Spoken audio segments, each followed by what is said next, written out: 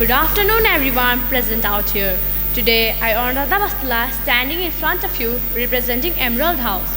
Today I am going to recite a short poem. The title of my poem is 9 Gold Medals by David Roth.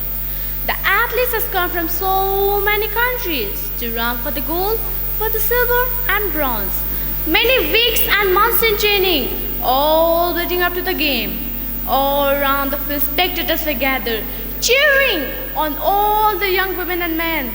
Then the final event of the day was approaching. The last race was about to begin. The loudspeaker called out the names of the runners, the 100 meters, the race to be run.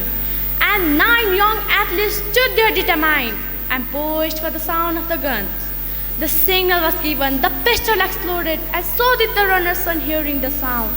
But the youngest among them stumbled and staggered and fell into his knees to the ground. He gave out a cry of frustration and anguish. His dreams and his effort dashed into the dirt. But as sure as I am standing here telling the story, now it's a strange one, but here's what occurred. The 8 other athletes stopped in their track.